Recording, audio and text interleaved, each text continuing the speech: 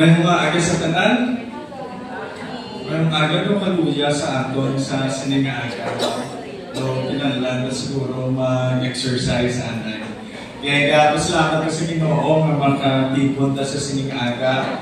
And this morning we will continue with our series, The Church, God's People, and our topic, our focus will be our commission. Magkabata kayo, commission is our task. Ang aton yung bulangton, ang aton yung mandate. No?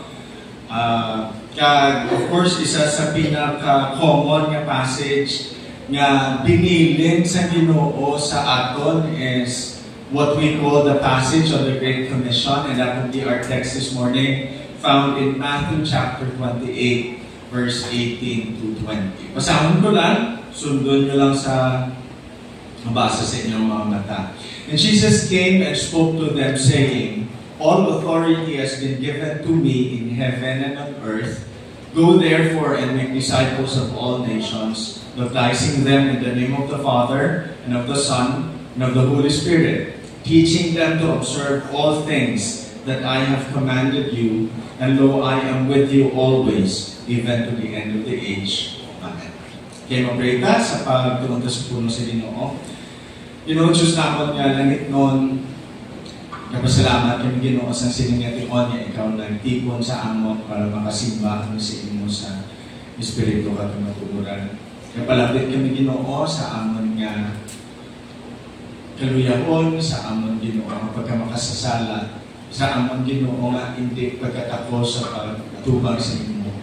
Pero nagkapasalamat kami Ginoo nga nagatindog kami impit tungod kay ang kabalaan ni Kristo Jesus naging amon sa tiyon, naging kilala siya namon niya amon Ginoo kang maluluwas. Napasalamat kami Ginoo nga sa tiyak sa amon niya pagka makasasala kag rebellion. Ikaw Ginoo nagpalikid sa amon, nagpalangga Ginoo sa amon, nagpadala sa mong bugto nga anak na mapatay dito sa krus para Ginoo nga mabayaran na amon yung mga sala. Nagsalamat Ginoo nga sa pagtuon namon si iya. Ikaw Ginoo nagtilo sa among tigipusoon. Kaya nagatindog kami Ginoo subong nabatunan sa imong Ginoo at ubang. Kaya pasalamat kami Ginoo, makasimba kami. Kaya makadayaw sa imo tungod lang sa nahimo ni Kristo Jesus sa Ginoo sa cross sa Kalbaryo. Salamat niya sa pagbaligid namon sa mga nagliligad ng mga inadlaw, nagliligad ng mga sinimana. Makita Ginoo naman kung ano kakatutong kagaayo sa among tutuhin. Salamat Ginoo nga ikaw na himuno sa among kinalanon, nagtipid sa amon mga trabaho, kag nagdulong Ginoo sa amon sa sininga adlaw sa liwat makatipon kami ug sa imong makatawhan kag makasimba ka makaalagad sa imo. Kapamuyo may amay nga kabay-bagit niya ikaw Ginoo naganda sa tigsa sa amon. Nga sa pagkanta namon, sa paghatag namon, sa pag-fellowship namon sa isa kag isa. Kabay-bagit Ginoo nga halini sa tagipusoon nga nagakalipay kag nagadayaw sa imo. Kaya sa pagbukas Ginoo naman sa pulong, pamuyo kami Ginoo nga kabay-bagit niya ikaw magbukas sa amon yung mga mata, kaya sa amon yung mga pamuna-una nga makita Ginoo namon ang mga bagay nga gusto nimo itudlo sa amon sa bahin sa kasulatan amay nga amon pagatunan sa siningaaga. Pamuyo kami, nakabay-bagit Ginoo ikaw maghatag sa amon sa kaalam, nakabay-bagit Ginoo ikaw mag-ula sa imong pagpakamaayo sa siningaaga. Kabay-bagit amay nga ikaw ang madayaw, ang mahimaya sa among tunga karon sa ngalan ni Kristo Jesus. Amen. Sa aton nga pagpadayon sa aton nga Citizen Church, as God's people, we have learned that bilang linuwasan Ginoo, si Peter sa iyang sulat sa mga Christians who were scattered all throughout Asia because of the persecution, gina-remind niya ang inyong mga katawan na ginapta ka mo, but you are a chosen generation, a royal priesthood, a holy nation, His own special people. Kaya ang purpose that we may proclaim the praises of Him who called you out of darkness into His marvelous light. No, kasi sa mga nagliligad ng mga Domingo, magpadayon ta sa pagtuon sa aton nga series, The Church as God's People. Makita ta that we are the people of God, set apart, special. Kag ang aton nga purpose is that we will show to the world how God has saved us from darkness and brought us into His marvelous light. No, kag previously, sa mga pipila ka mga Domingo, sa istoryata parte sa aton nga church membership, parte sa aton nga pag-alaga sa Ginoo, especially diri sa Masbate Christian Church, kapilatan na ninaliwat-liwat that we are called to serve and not to sin. Na gitawag sa Ginoo, ginluwas sa Ginoo, hindi mo ita parte sa iya panimalay, hindi mo ita parte sa iya lawas, for us to serve and not just to sin. Si Mark Dever, naghambal siya, God wants you to be in churches, not merely so that your needs are met. Sakto man na, arita sa simbahan because we would like to grow, arita sa simbahan kaya gusto na makatuon sa pulong sa Ginoo, arita sa simbahan kaya gusto na ma-encourage, gusto na ma-motivate sa pag-alagad sa Ginoo, but it's not the end in itself, hambal ya, but so that you will be equipped and encouraged to care for others. Ang muna nga sa gitawag sa Ginoo, wala ka lang gitawag para na magpungko, diba? Kundi para mag-alakad. God wants us to be equipped. God wants our needs to be met by the people of God, but also at the same time, gamiton man ta sa Ginoo sa pag-equip sa iban, gamiton man ta sa Ginoo sa pag-encourage sa iban, kaya muna gali ang lawas ni Kristo. Kaya sa aton nga iglesia, paano na rin mahimo?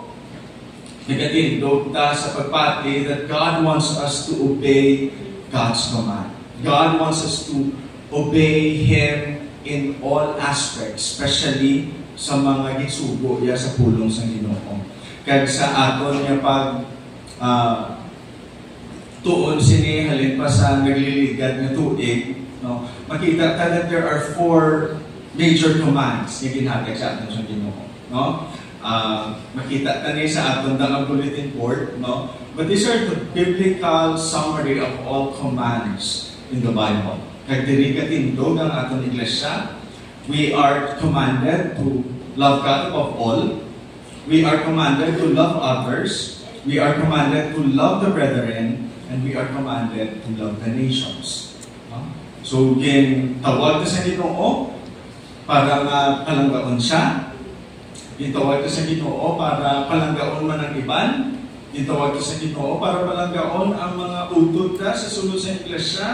Tawag ka sa Ginoo para nagpagid ang iyagugma sa iban niya nasyon. Kag ang ginang mandate, masulod siya sa sugo to worship God, sugo to evangelize, sugo to disciple, and the command to reach out other nations. No?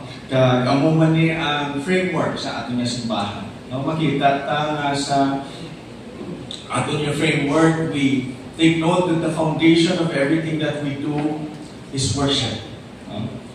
Wala ta nag-evangelize for the sake of evangelism, wala ta nag-disciple for the sake of discipleship, wala ta nag-missions for the sake of missions, but we do that because that's our worship for the Lord. Kaya kung ari ko di sa simbahan niya, nagapanumdum niya, manubid lang ko sa gospel sa iban, and that's not motivated by your worship for the Lord, I think we have it all wrong altogether. Tanan niya ginahimo, tanan sa sulod sa iglesia, napasag sa pundasyon sa pagsimba sa Ginoo. No, ang unang aton nga passion which we have learned last Sunday, for to me to live is Christ and to die is gain. Nga nga ang kapadayon ko sa pagpandaog sa kalag, kaya higugma ko sa akong utod, kasi kabuglay sa higugma ko.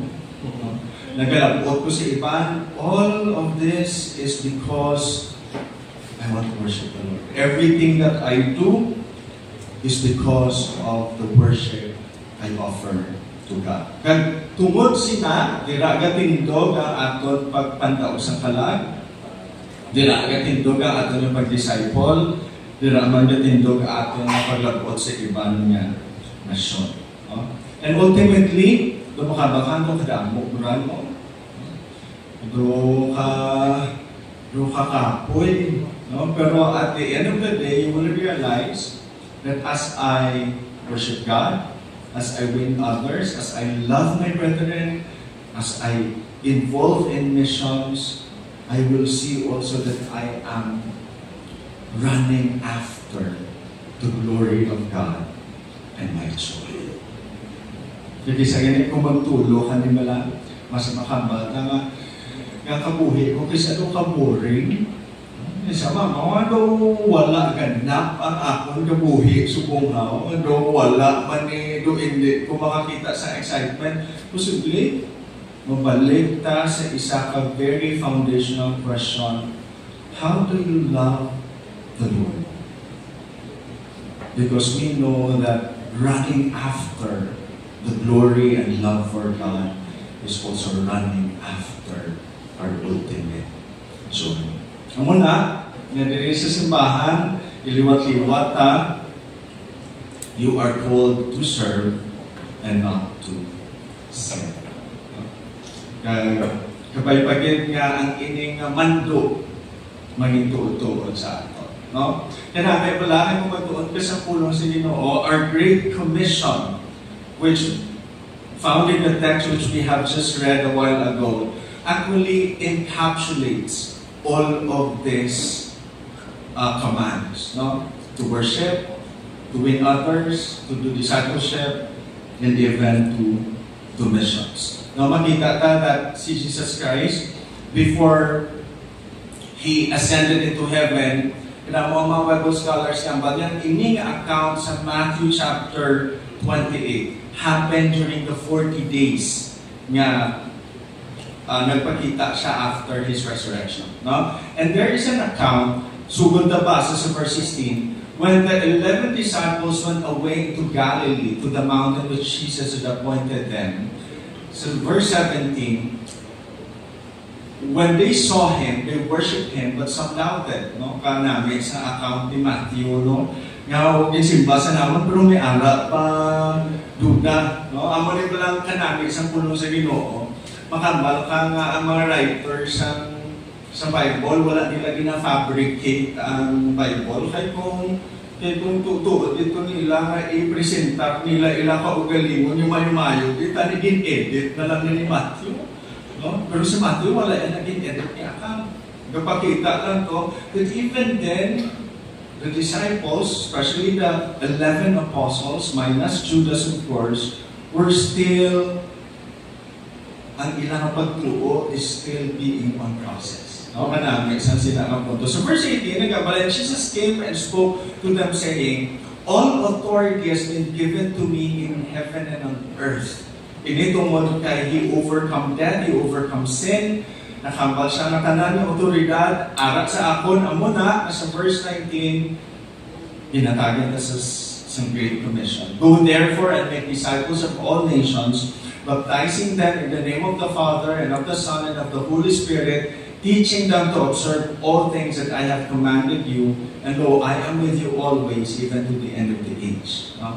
May notion ta, nga pagkatapos ni Jesus Christ ascended. No? Pero this account does not consider the ascension. Kaya ari pa na niya si Jesus Christ sa Galilee.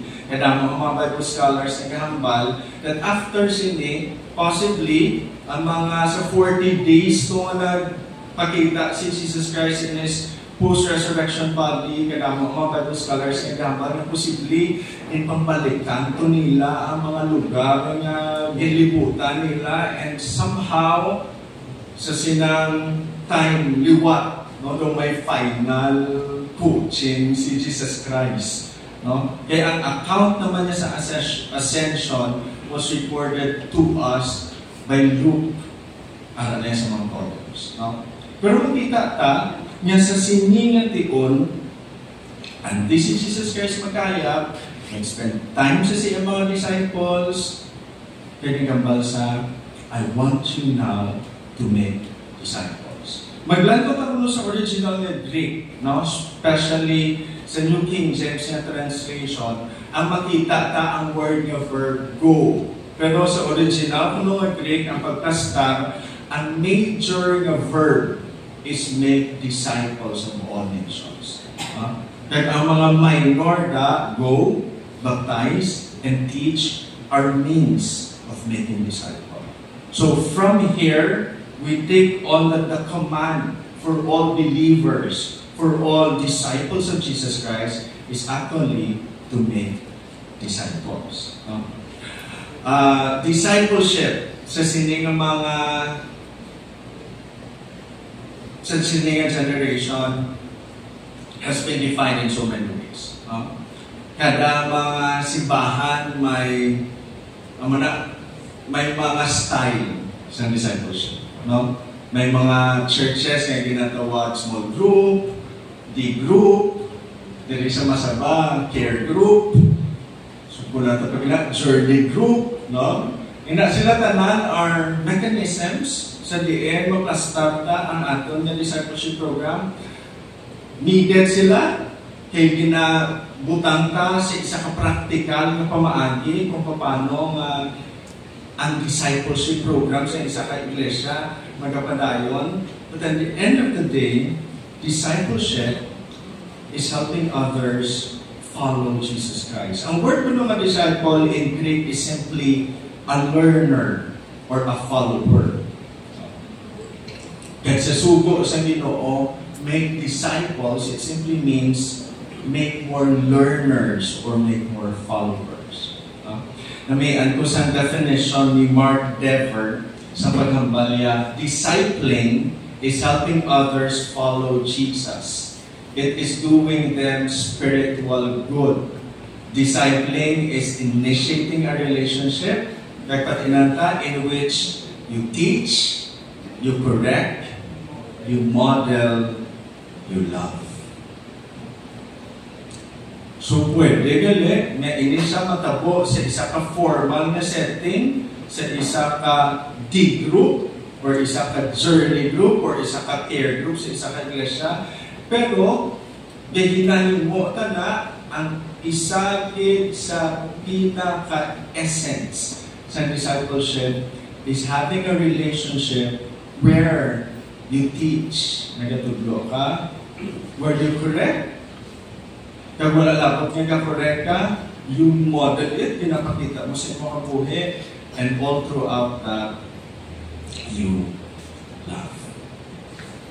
Kaya ang discipleship pwede mahimo sa bisan sino sa sulod sa iglesia. In fact, tanan ta ginasugo na maghimo sino. May notion ta nga ang Great Commission ginhatag lang sa 11, pero sila lang ko ang ginhambalan. Sa Matthew chapter 28, pagtipon to sa 11, sila lang yung ginhambalan, go ye therefore and teach all nations, baptizing them. May amutan ng notions, kaya bisa nga ka-apektuhan na sa simbahan, yung mabalsa na, hindi pa maging kuya, amo na kasagad sa discipleship, sila lang nadaanay. So kuya ma-PPP, pungko, pamante, pauli. Hindi lang pa anay mag-involve sa discipleship. Pero makita tamala nga ay hindi nasugo has an effect hindi lang sa 11 disciples na ginatagan, kundi sa tanan nga disipulo nga magkasunod sa ila. Isang magalit ka namin nga account si Luke sa Acts chapter 1 verse 1 to 8. Reiterate niya ang iningasugo. The book of Acts was written by Luke, though part 2 siya sa Gospel of Luke. Naging address sa kay Theophilus. The former account I made, O Theophilus, of all that Jesus began both to do and teach, until the day in which he was taken up, after he, through the Holy Spirit, had given commandments to the apostles whom he had chosen, to whom he also presented himself alive after his suffering, by many infallible proofs, being seen by them during 40 days, and speaking of the things pertaining to the kingdom of God, and being assembled together with them, he commanded them not to depart from Jerusalem, but to wait for the promise of the Father, which he said, "You have heard from me." For John truly baptized with water, but you shall be baptized with the Holy Spirit not many days after now. Therefore, when they had come together, they asked him, saying, Lord, will you at this time restore the kingdom to Israel?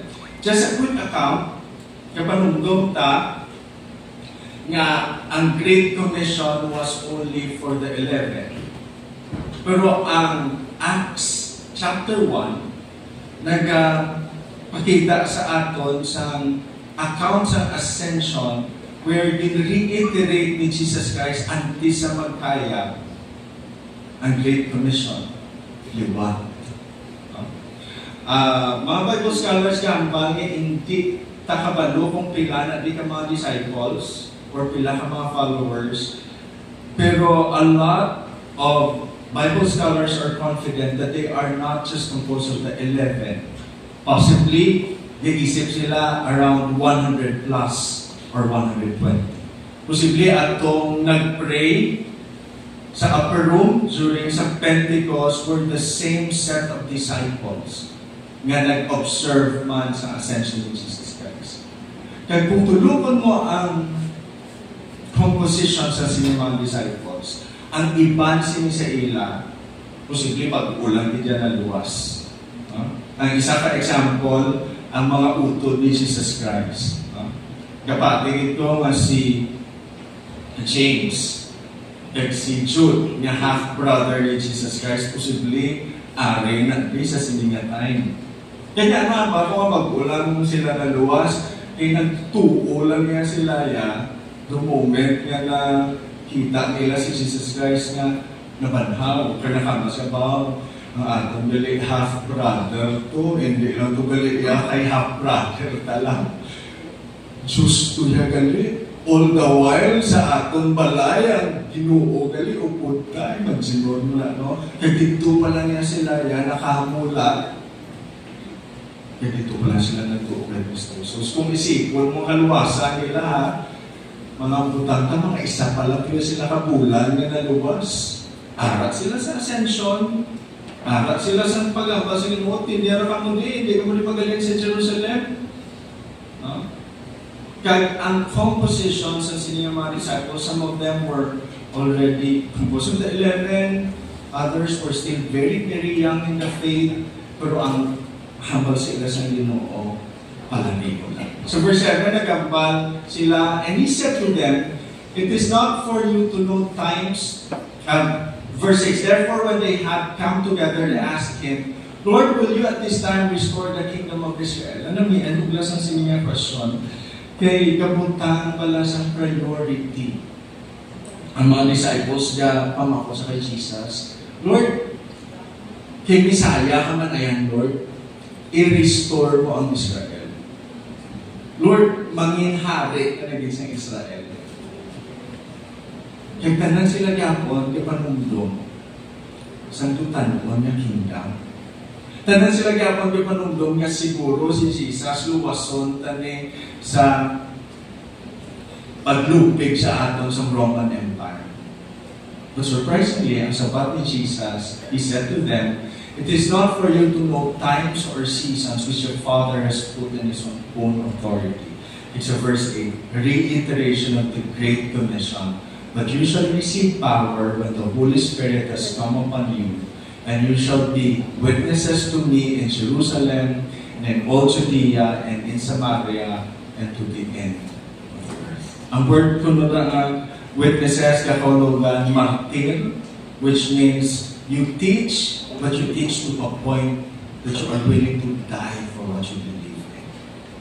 Kapag na pala, nga ang paghambala ni Jesus, and you shall be witnesses to me in Jerusalem, and in all Judea, Samaria, and to the ends of the earth, is simply the summary also of the book of Acts. Nga ang mga Christians, nagtipon sila sa Jerusalem, kag naging witness sila sa Jerusalem, naging witness sila sa Judea, naging witness sila sa Samaria, naging witness sila to the ends of the earth. Kag, of course, Acts chapter 28, nag-end nga si Apostle Paul gabadayon sa pagwali na may isa ka author nga naghambal ang Book of Acts kung wala natapos. Okay, kung magbasa ka na plus ng Book of Acts, daw silyog, daw may supon, patani, no? Kaya namin, imagine nun, yung tabi nyo, kasi sino dapat magsupon sa chapter 29 sa Book of Acts, kita na. Kaya ang padayon nga pagkandaon sa dalag, nagasipisipin pa. Kaya kabay-bagay yung mga bata-tani, ang ako niya kabuhi, doon pwede isupon sa Book of Acts, no? Nang pamatanay nga kung isulat man ako kabuhi, mga pamatanay nga daw ka Book of Acts, man ba nga kapadayon ko, witness to the ends of the earth. Nag-ini nga responsibilidad, inhatag sa tagsa kalinuwasan. Again, I'd like to go back sa kay Mark Dever, kanami isang pagplastarya. But the Christian life is also the discipling life. Disciples, disciple. Ang disciples, nag-disciple. We follow the one who calls people to follow by calling people to follow. No kagamo ka ng dumon. Pero kung kailan na kasunod ta, sa Jesus Christ, ang gambal sa aton, sunod ta sa iya, kagamuman na ang ginahambal ta sa kasunod sa aton, sunod ka sa amon kay kasunod kami sa Ginoo. Discipling is basic to Christianity.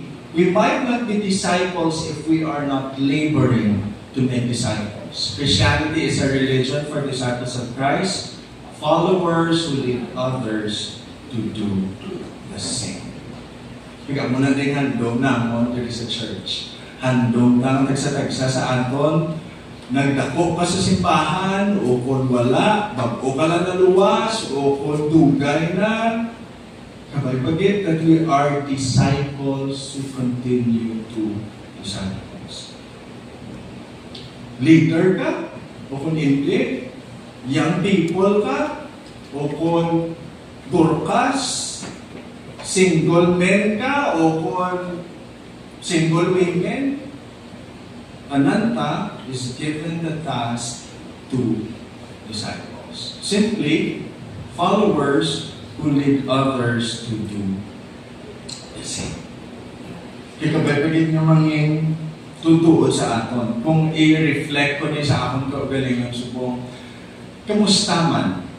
Kamusta man ko?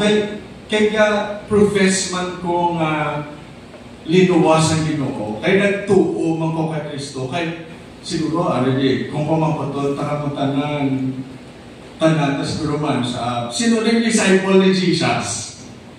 Tanan sa follower kami ni Jesus, disciple kami ni Jesus, tanan kita man sa. Pero kung pamapatol, kung disciple ta ni Jesus, disciple man ta. Are we making disciples? Because that's the command for every one of us. Kaya paano tanin mo on our course of action? Naghambalda, we must go. Damo sang word nga go, ang original nga Greek is maglakad ka from here to this point, no? Pero go would really mean intentionality, no? Tutuuron mo, himuon mo gid, malakad ka gid. It does not mean magwa ka gid, or makato ka gid sa ibang lugar, pero go would imply you really will do it and you will be intentional. So, discipleship is something that does not just happen as an accident. Ginahumod mo gid. Namuna nga sa pamangkot, nung naging na-disciple ko, kaya pamangkot, basi wala ka man ginahumod. Basi hindi man ka amuna ka intentional. Kaya ang ikadua, we therefore baptizing them, which means that ang word na baptize, of course, alin sa term nga itumboy mo, ilubong mo din sa tubig, itumboy mo, baskon mo din sa tubig. And it gives us a picture that we just don't need to have disciples na hindi klaro. Dapat makalapot din sila sa punto that they will obey and they will identify themselves as followers of Jesus Christ. Hindi lang siya something isabuag lang na kung sino maigo kung si sino ang hindi, wala. It provides us a picture of intentionality, and it also provides us with a goal. We would like to have people who will identify themselves as followers of Jesus Christ. And of course, the last, teaching them to observe all things that I have commanded you. Ang term nga teach, halin sa word nga nag-imply sa formal kag informal teaching. No, again, mabalik ta, ang discipleship ay kung discipler ko, leader ko, kag may small group ko, discipleship na pwede. Pero discipleship, pwede man yan, nanay ka, na nag-istorya kasi mga bata, tumutubo siya sa Ginoo. Pwede man nga tatay ka, na ginagamit mo yung mga influence for your children to grow with the Lord. Pwede man nga bata ka, na nag-encourage ka sa imong ginikanan na wala pa na luwas, kaya nagasugid ka sa maayong na balita para nga sila madalaman sa tiilan sa Ginoo. Pwede nga estudyante ka, na nag-share ka sa gospel. Pwede nga professional ka, nga nagagamit ka sa imong profession as a leverage. When we talk about teach, it could be a formal discipleship class nga amo nang kasulod sa ato na panguna, or it could be taking your influence to reach out people for the Lord. God, this is how Jesus Christ pictured discipleship. Kaya kanami, kung himuon tani our confidence, I am with you always, even to the end of the age. Ato na confidence nga pupunta ang Ginoo. Ato na confidence that if I will be intentional, ato na confidence nga if I take my influence and lead others for the Lord, Jesus Christ's presence will be with me always. Siguro may isa pa ka-challenge sa discipleship, nadlok pa. Yung mga tiwan man na kanormal na sa kadlo na tinlingalahan gani nga mong mag-istorya mo na pala isa, mag-chismis-chismis. At wala tayo gani nadlo, mo na istoryahan ta.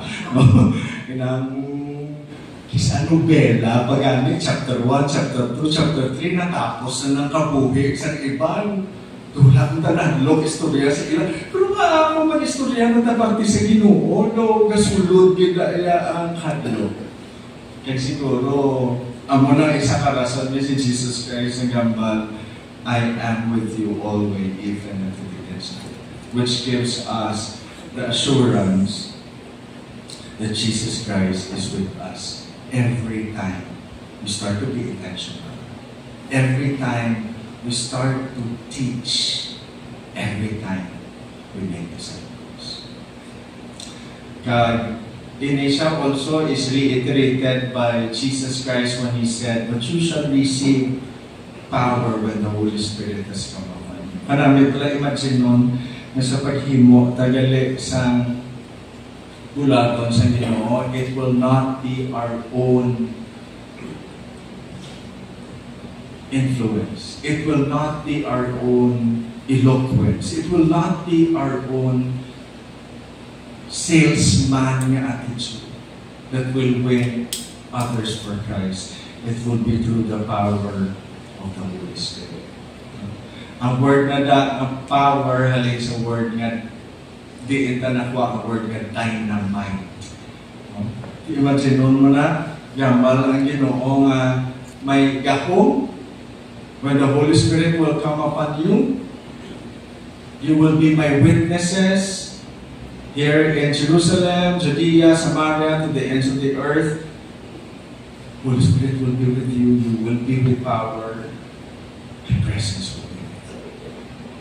Kaya namin imagino niya ang Ginoo nag-aupod sa imo sa sining buluhaton sa disciples. Kaya sa sining nga tuig, ang isa natin ka-goal is for us to establish a stronger discipleship program dito sa simbahan. Some of the things that we're doing now, gina-finalize na ito ng aton nga discipleship lessons, nga fitting sa aton nga church framework. And hopefully, we will have a couple of months na mag-focus sa discipleship kaya masugod na ta-launch sa aton nga journey group program. So, ambot kung nakulbaan ka mo or na-excite ka mo, kabay pa nga na-excite ta. Kabay para makita ta nga kung may isang lang aspeto sa diin makatubo pagit kita sa simbahan is for us not just our needs to be met, pero to sa ginhambal ni whatever, but also be able to encourage and equip others as well. Kaya again, ang discipleship, pamatsay takisado kabugat nga word, discipling. No, kinanlan ito yung mag-leader sa ako niya grupo. Kinanlan ito yung mag-tindog diri sa tunga.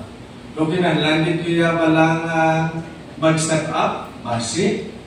If God has given you the gifts. Pero may ako lang instance sa New Testament when one person approached Jesus Christ, kaya nga masasakay Jesus, Lord, masunod ko sa imo, Lord, kaya gusto kong magsagad pag yun, nga masunod yun sa imo. Pero tabi mo nga ba siya sa Ginoo, hindi. Diri ka lang. No? Sa Mark chapter 5, verse 18 to 20, kung manunduman ng instance, si Jesus Christ, diri na din niya, cast out ang demon nga ara sa sininga taong panawag pag legion because damo ang nagaposes sa iya. Nagambal siya, and when he got into the boat, he who has been demon-possessed begged him that he might be with him. Wala ako kabalo kung ako man siguro. Kung ako man siguro, masunod din ko kay Jesus mo. Mambal ko ng reputasyon ko niya sa barangay na guba-guba na. No? Magsinon mo na kung natoon mo ang description sa sininga village. Adlaw gabi, kasingitan siya, ara sa sapatso, wala sa may makakontrol sa iya. Kaya kung ako man siguro, mama ko, daw wala ito na di futuro, wala ito na di future sa amon ng village, maupulo kay Jesus. Pero ano siya sa Ginoo, verse 19. However, Jesus did not permit him, but said to him, go home to your friends and tell them what great things the Lord has done for you and how He had compassion on you. Kung matingala ka, nagambal si Jesus, hindi uli ka. Himuon mo, kadto ka sa mga tao, na friends mo, mga tao may influensya ka. Mga tao nga mapati sa imo. In fact, mas mapati sila sa imo kag ang ihambal mo lang sa ila, tell them what great things the Lord has done for you. And sa atong lang discipleship, hindi man din necessary right away pagka Mayo, mga full swing sa atong discipleship program, napungko na lang kami na rin ng error, kaya ikaw na rin gawali namin man na. Namin na. But it does not mean that way. Pwede gali. Kato ka lang sa inyong balay, ang mga tao, pwede mo ma-influensya. Sugiran mo kung paano din pagbuo sa Ginoo ang imo kabuhi.